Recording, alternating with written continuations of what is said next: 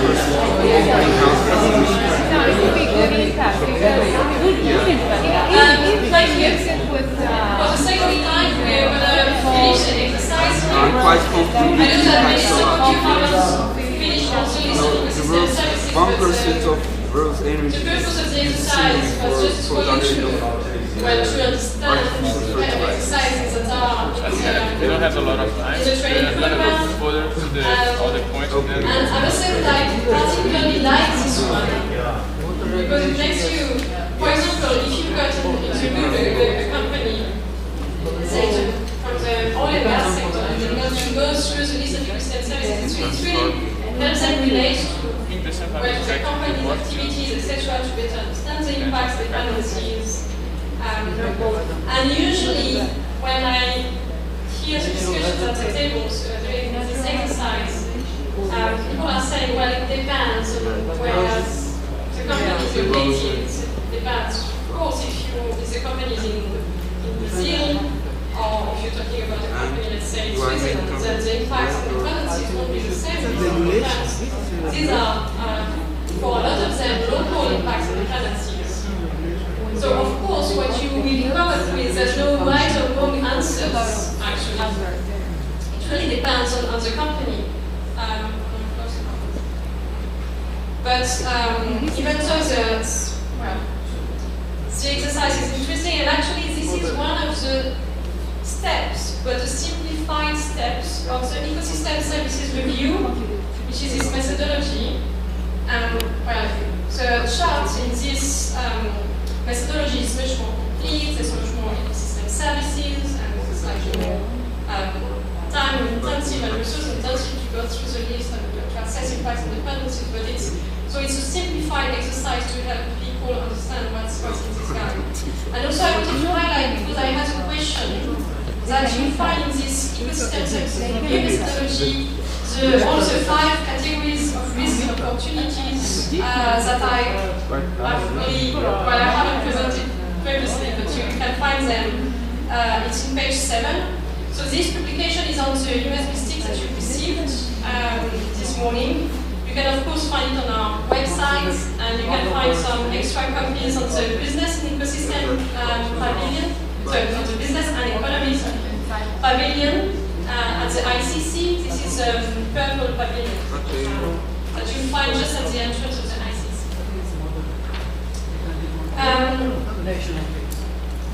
Just the brief slide. So this is the assessment done for different types of industries. So you've got biodiversity dependent industries, large footprint industries, manufacturing and processing, green enterprises, ecotourism, and financial services. So this is one assessment, but of course, as I've explained, everything depends on the company you're talking about, where it's located, etc. So you can argue a lot of things, but yeah, that's one question.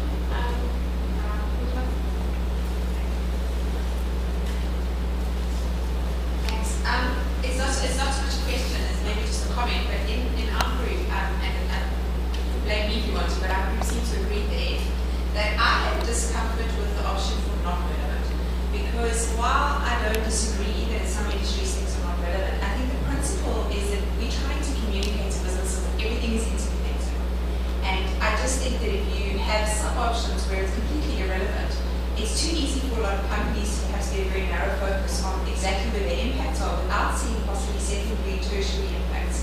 And I just think the philosophy of trying to say, we spoke at the beginning about ecosystems and biodiversity and the independence of all life.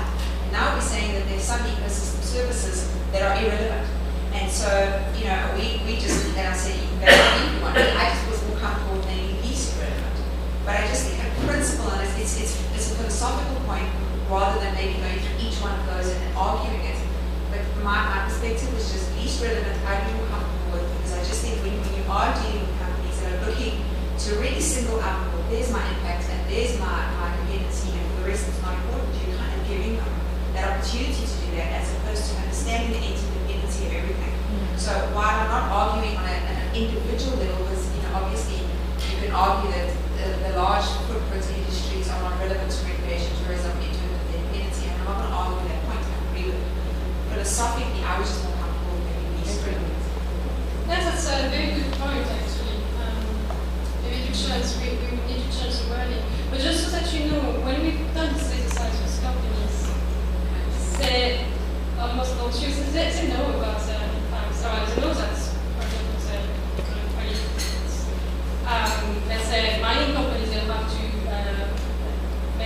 press an area and digging the ground and then have big impact. So usually what I've seen is that there's a lot of like logs or circles, etc., and there's only a few not really not answers. So people are quite understand that there's the impact of it.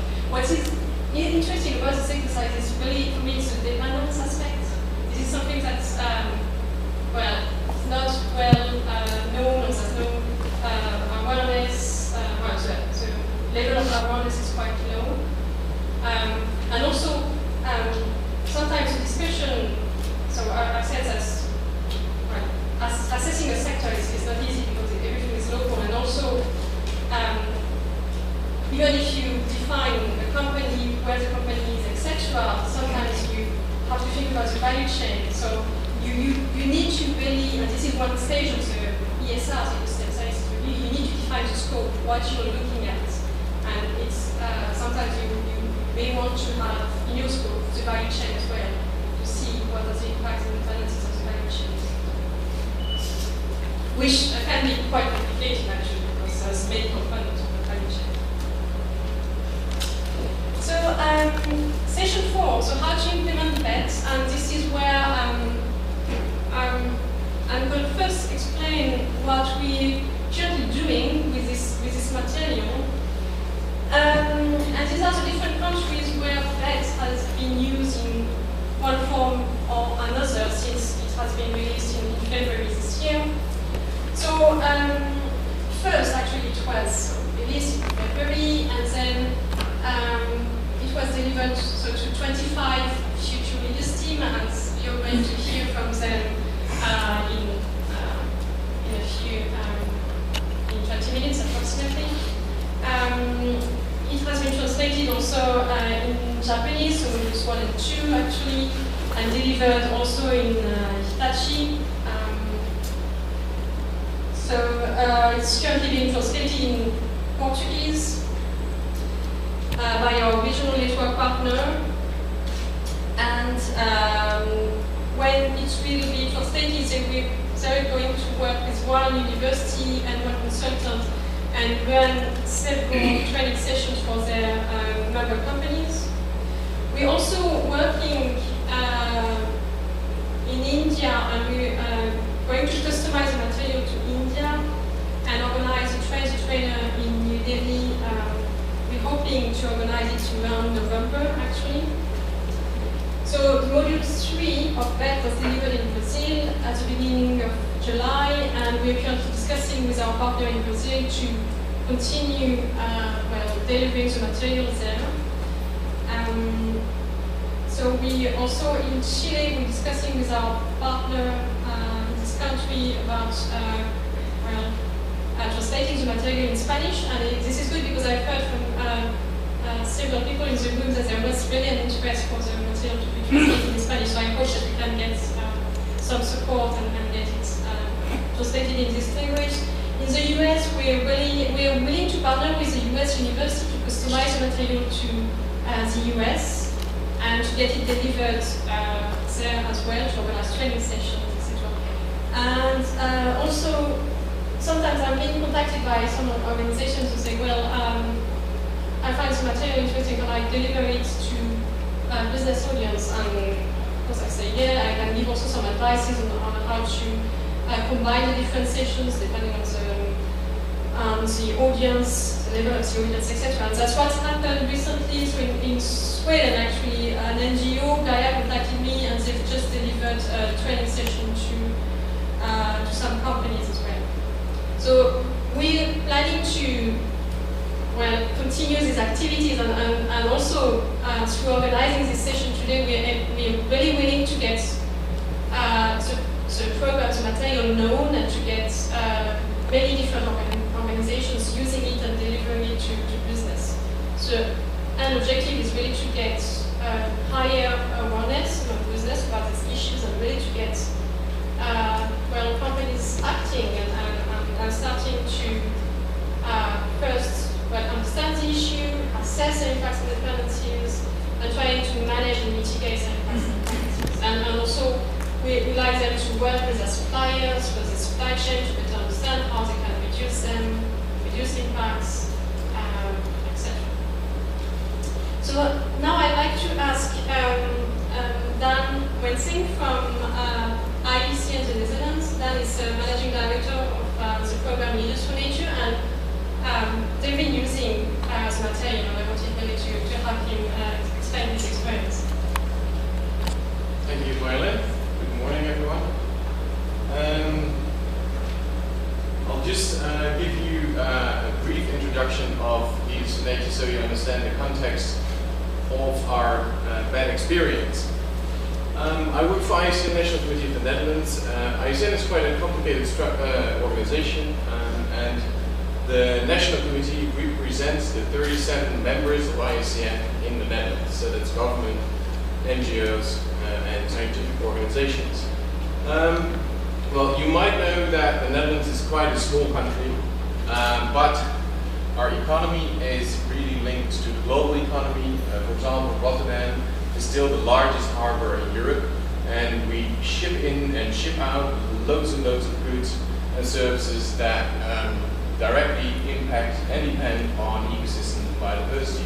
So that's why the IUCN National Committee of the Netherlands has a huge business and biodiversity program, because of that direct link between our economy and our companies and the global ecosystems and biodiversity.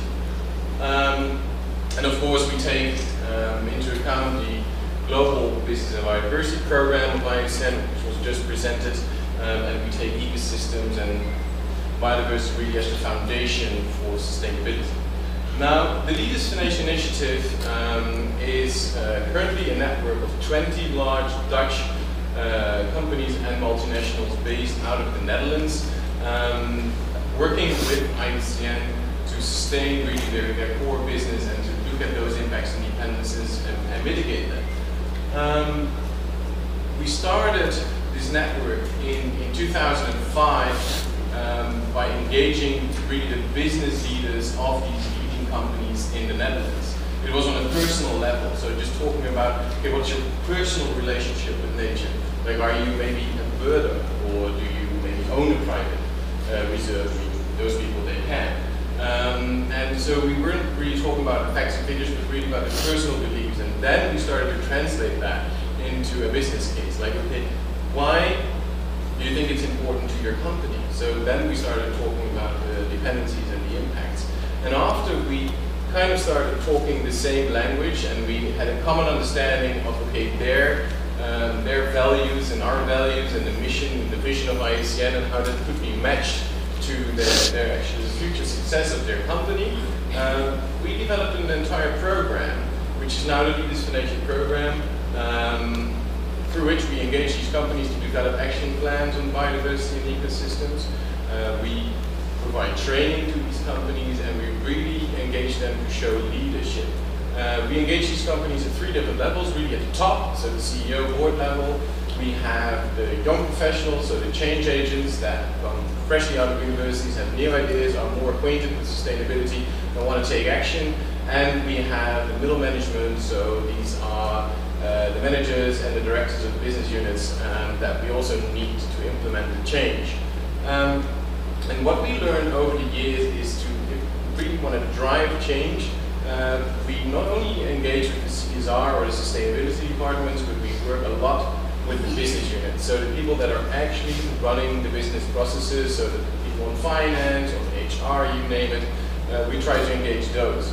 And then the message of biodiversity and ecosystems is quite complicated, because you might have a personal connection again, but then in your day job, how are you confronted directly? And that's why we started partnering with the World Business Council. We started delivering the ESR and CEV tool that have been discussed already today. And this was delivered to professionals that kind of are acquainted with sustainability issues, with biodiversity and ecosystems. And these people then asked us, okay, okay, this is a great tool, but this is still too technical, too difficult to work with our colleagues in the business units on say, finance and all those other departments, procurement. So we need something different. And luckily, the World Business Council developed BET, and we immediately decided to partner, because it's a great way to, again, communicate our message, and get more staff within these companies involved. So that's how we started in 2012, and it's now an integral part of the Leaders for Nature program. So companies become a member of Leaders for Nature, and they're offered a full year program, and part of that is an academy that has now the back training as actually the start for companies. And how do we do that? Well, first of all, we had our own staff trained. So they went to Portugal. They the training that was mentioned before. They got trained, and then we run a pilot. Now, Leaders for Nature has a Leaders for Nature committee, and it's about 10 young professionals from our member companies, and we provide them a lot of training, and they help us develop the program. And we tested, even before the launch this year, in November last year, we tested with these young professionals this tool and wanted to know, like, okay, could they apply it? And as you have seen from the membership of Leaders for Nature, we have companies that might have a direct impact on ecosystems and biodiversity. But we also, as is the Dutch economy, have a lot of service companies. And of course, their link is different. And immediately we learned, as was discussed today, that providing just a generic training to all these different companies from different sectors and people from different departments caused well, some questions, so to say, because some could relate to it, some couldn't, some had a bit more experience, some hadn't. So we've been working with the Business Council on that, providing feedback, and then we adjusted the program a little bit and started marketing it after the launch this year. And we've actually had a first session with the company to deliver Module 1.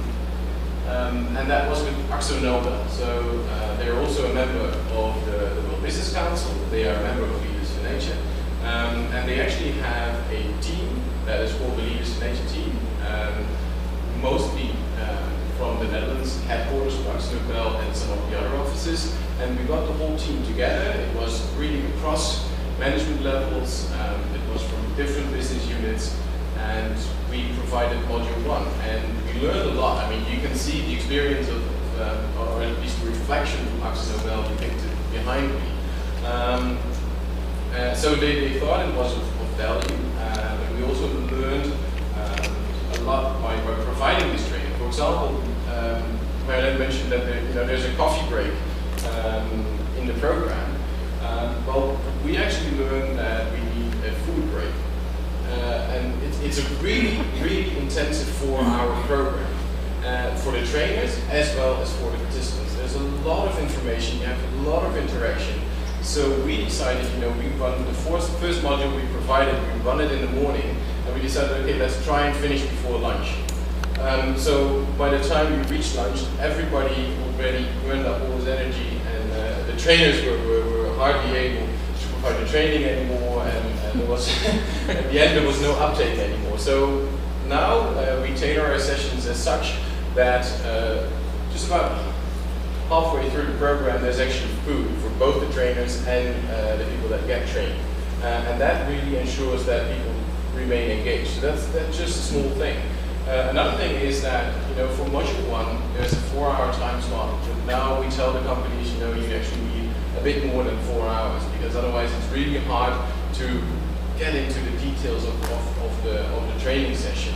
Another thing is that there's this slide pack of 100 slides per training, and for Module 1 we now go to the companies and have a small team there preparing for the session and going through all those slides and detailing, like, okay, which slide worked for your company, and if you look at the team of your company that's going to be present during the training, what is the language they will understand, what are the issues, what are their questions before they go to the training, so we can really tailor it. So for us, it's quite an intensive way of preparing. It takes a lot more time than we first expected, but we get great results. I mean, the companies are really enthusiastic. And now, for example, AkzoNobel, within our network, they're really promoting this training method. And now we already have another another 3 companies lined up that want to have at least module 1 provided this year already. And they're also looking at, okay, we also want to have module 2. We don't have any company yet that wants to have all 4 modules. We have a company that wants to integrate module 1 and 2. So again, tailor-making this, like, because they have some experts, but they do want to touch upon the basics a little bit and then you know, dive a little bit deeper. So it's always looking at all the different companies, like what are their needs, what do they expect from us as trainers, and what do they need as a company. And it's an interesting process. We learn a lot from that. For example, another thing is that, you know, most of our companies are multinationals, and they say